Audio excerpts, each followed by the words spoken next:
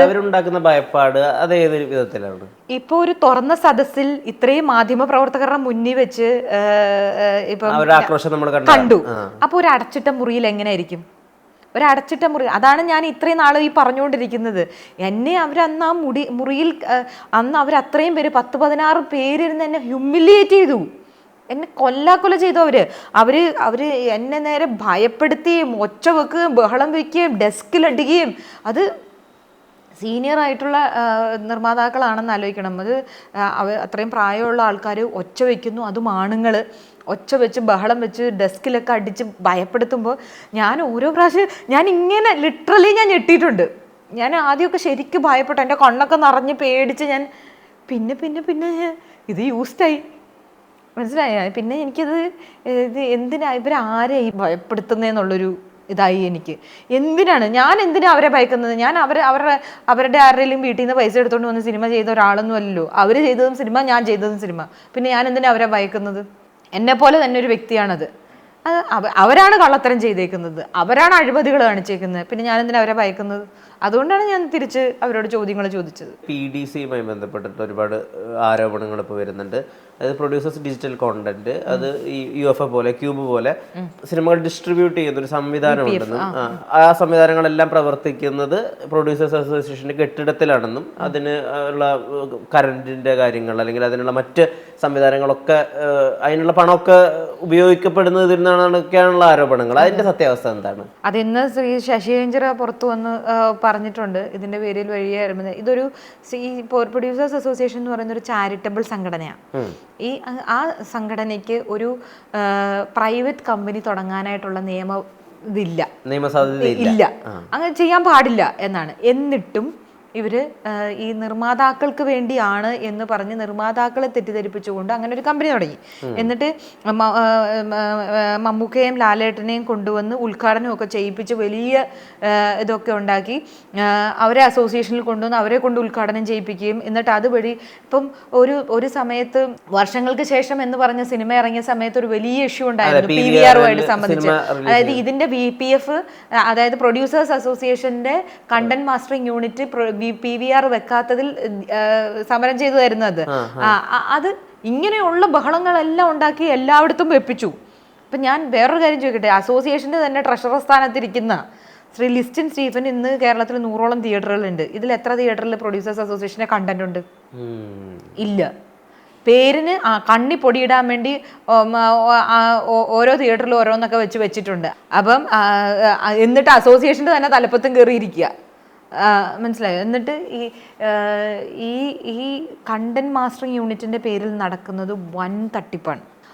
അത് എന്തെങ്കിലും പുറത്തു വരുമെന്നും അത് ഈ പറയുന്ന ബാക്കിയുള്ള നിർമ്മാതാക്കൾക്ക് അതിന്റെ പേരിൽ ഒരു KFPA എന്നൊക്കെ ഇട്ട് KFPA ആയിട്ട് യാതൊരു ബന്ധവുമില്ല, മനസ്സിലായോ? അതായത് കേരള ഫിലിം പ്രൊഡ്യൂസേഴ്സ് അസോസിയേഷനുമായും KFPA എന്നുള്ള കമ്പനിയായിട്ടൊരു ബന്ധമില്ല. സാമ്യം മാത്രമേ ഉള്ളൂ. ഇല്ല. ഇപ്പൊ ഞാൻ എന്റെ പേര് ST എന്നിടുന്ന പോലെ ഇരിക്കും. അപ്പൊ ST എന്ന് എവിടെ കിട്ടാലും എൻ്റെ എന്ന് പറയാൻ പറ്റുമോ എനിക്ക്? ഇപ്പൊ എവിടെയെങ്കിലും ഇപ്പൊ ST പ്രൊഡക്ഷൻസ് എന്ന് വേറെ എവിടെയെങ്കിലും കണ്ടു കഴിഞ്ഞാൽ അത് എൻ്റെ ആണെന്ന് എനിക്ക് പറയാൻ പറ്റൂ? ഇല്ല.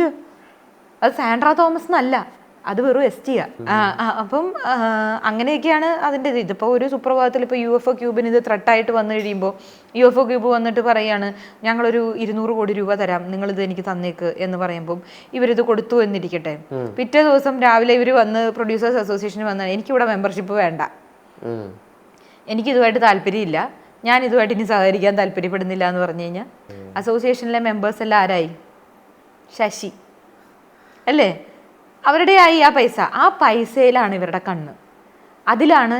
അതുകൊണ്ടാണ് ഇവർ ഈ അധികാരസ്ഥാനം വിട്ടുകൊടുക്കാത്തത്, മനസ്സിലായോ?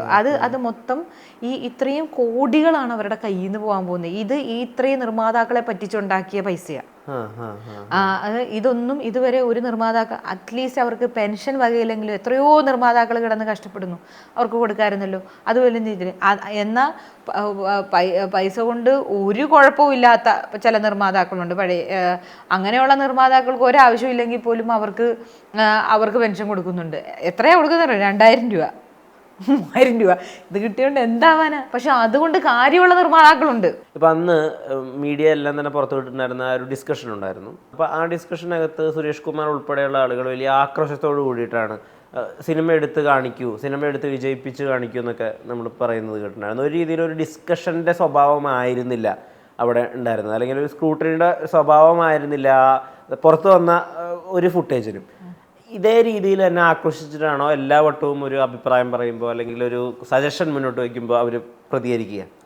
അതായത് അന്നത്തേത് ഒരു ഭയങ്കര പ്ലാനിങ്ങോടുകൂടി നടന്ന നാടകമായിരുന്നു.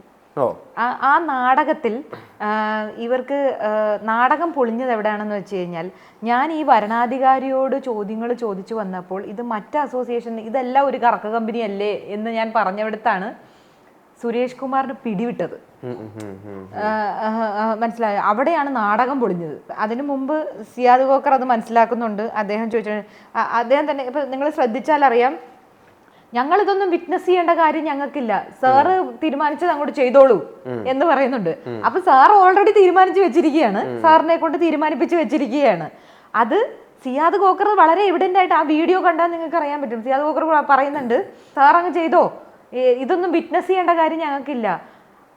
അപ്പോഴാണ് ഞാൻ പറഞ്ഞത്, അതായത് ആനുവൽ റിപ്പോർട്ടിലുണ്ട്, നിങ്ങൾക്ക് സ്ക്രൂട്ടണി സമയത്ത് നിങ്ങൾക്ക് ആർക്കെങ്കിലും ക്ലെയിം ഉണ്ടെങ്കിൽ അത് ഓഫീസറുമായി സംസാരിക്കാം, ക്ലാരിഫൈ ചെയ്യാം എന്നുള്ളത്. ഞാൻ പറഞ്ഞു ഞാൻ അതേ ചെയ്യുന്നുള്ളൂ. അപ്പൊ സാറ് തീരുമാനിച്ചത് ചെയ്തോളൂ എന്നാണ് പറയുന്നത് സിയാദ് ഖോക്കർ.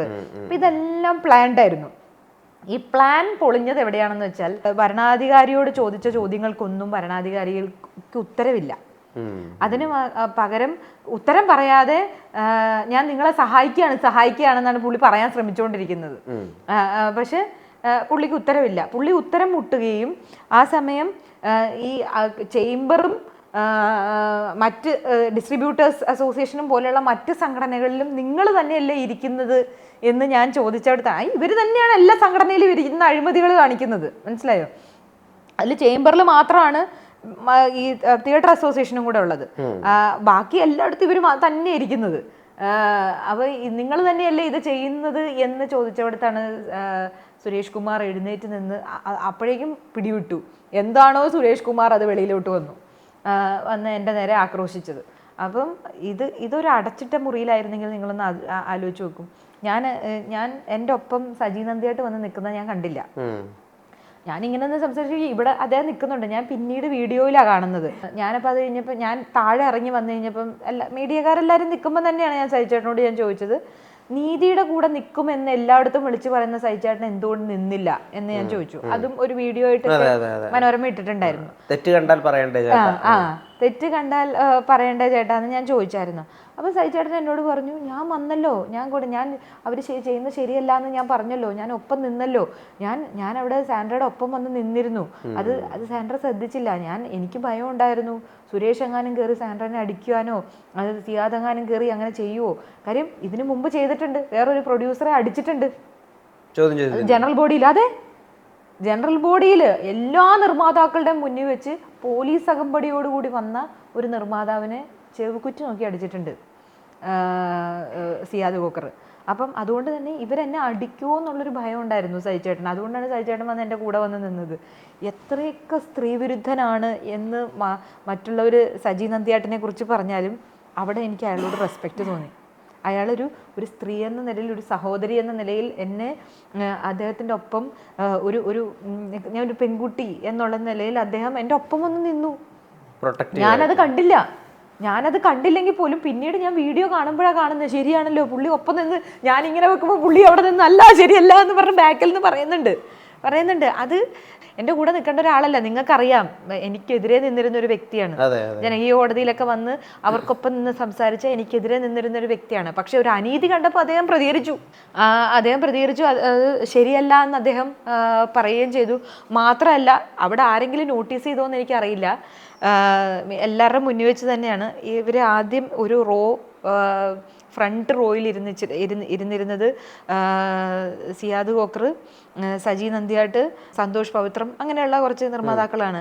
അവിടെ ഇരുന്ന് സിയാദ് ഖോക്കർ വളരെ മോശമായിട്ട് എന്നെപ്പറ്റി കമൻറ്റ് ചെയ്ത സമയത്ത് സജി നന്ദിയാട്ട് അവിടെ നിന്ന് എഴുന്നേറ്റ് മാറിപ്പോയി ഇപ്പുറത്തോട്ടിരുന്നു. വളരെ എവിഡൻ്റായിട്ടാണ് എഴുന്നേറ്റ് പോയി മാറിയിരുന്നത്. അത് അദ്ദേഹം കാണിച്ചൊരു മാന്യതയാണ്. മനസ്സിലായി? ഒരു സ്ത്രീയെ പറ്റി അസഭ്യം പറയുന്ന കേട്ടപ്പോൾ അത്ര പ്രായമുള്ള മനുഷ്യൻ 70 വയസ്സിന് മുകളിലുണ്ട് ഈ സിയാദ് ബക്കർ എന്ന് പറയുന്ന മനുഷ്യന്. എൻ്റെ പ്രായത്തിലുള്ള ഒരു മകളുള്ള ഒരാളാണ്. എന്നിട്ടാണ് അവിടെ ഇരുന്ന് അസഭ്യം പറഞ്ഞത്. സജി നന്ദിയാട്ടൻ എന്ന് പറയുന്ന വ്യക്തിയെ ഇവിടെ എനിക്ക് എന്നും ഞാനതിന് എന്താ പറയുക നന്ദിയുള്ള ആളായിരിക്കും. നന്ദി മാത്രമല്ല, അത് ജനം മനസ്സിലാക്കണം. ഒരാളെ നമ്മൾ കുറ്റപ്പെടുത്തുമ്പോൾ അദ്ദേഹത്തിന് വേറൊരു വേർഷൻ കൂടെ ഉണ്ട്. മനസ്സിലായോ? അത് ഇപ്പൊ എന്നോട് എന്തെങ്കിലും ഒരു സ്നേഹമോ ആത്മാർത്ഥതയോ കൊണ്ടല്ല അത് ചെയ്തത്. ഒരു സ്ത്രീയോട് വൃത്തികേട് കാണിച്ചതാണ്. മനസ്സിലായോ? വൃത്തികേട് കാണിച്ചതിൽ അത് ശരിയല്ലാന്ന് തോന്നുകയോ എഴുന്നേറ്റ് മാറിപ്പോയിരിക്കുകയും ചെയ്തു.